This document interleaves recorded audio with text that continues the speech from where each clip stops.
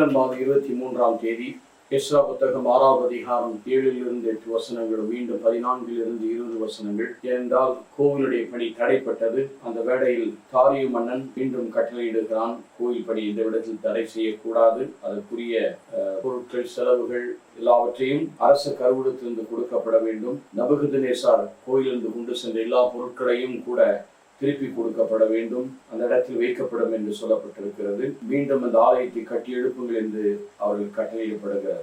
அப்போது அவன் கட்டளை 12வது வசனம், எந்த மன்னராவது மக்களாவது இவ்வாணை மாற்றவோ எருசலேம் கடவுள் கோயிலை அடிக்க உட்பட்டால் தம் பெயரை அங்கு விளங்கும்படி நிலைநாட்டிய கடவுள் அவர்களை அடிப்பாராக. தாரியின் நாணய கட்டளையும் பிறப்பித்தேன், சரிவர நிறைவேற்றப்படும் என்று தாரிய மன்னனும் கட்டளையிடுகிறார். ஆக இவ்வாறாக மக்கள் தொடர்ந்து தன்னுடைய பணிகளை செய்கிறார்கள்.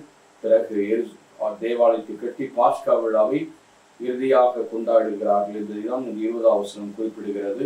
குருக்களும் தேவியரும் ஒன்றிணைந்து தங்களை தூய்மைப்படுத்திக் கொண்டார்கள். அந்த பாஸ்கா விழாவை குருக்களும் மக்களும் இணைந்து ஒப்பு கொடுத்து இந்த தீட்டுகளிலிருந்து கடவுள் வெளிப்படும் வேற்றின தீட்டுகளிலிருந்து ஒருங்கிணைந்து எல்லாவற்றையும் வெளியேற்றி பாஸ்கா விழாவை கொண்டாடுகிறார்.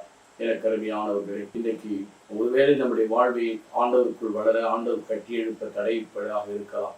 ஆனாலும் கூட நாம் தொடர்ந்து பணியாற்றும் போது நாம் கடவுள் நமக்கு அதற்கு ஏற்ற ஒரு வழிநடத்தலையும் ஆசீர்வாதத்தை அவர் கட்டளையிடுகிறவராக இருக்கிறார். எந்த நிலையிலும் நம்மை அவர் கைவிட மாட்டார் என்பதை தான் இது சுட்டி காட்டுகிறார். எனக்கு அருமையானவர்களே, நாமும் நம்முடைய உடலையும் உள்ளத்தையும் கட்டிட தடைகள் ஏற்பட்டாலும் குறுக்கீடுகள் ஏற்பட்டாலும் சில பிரச்சனைகள் வந்தாலும் ஆண்டவருக்குள் அர்ப்பணித்து நம்மை புதுப்பித்து புதுப்படைப்பாக மாற ஒப்பு கொடுப்போமா? எங்கள் நல்ல ஆண்டவரே, நேற்றும் என்றும் என்று மாறாதவர் உடைய கிருபையினால் ஆசீர்வதித்து காக்கிறது.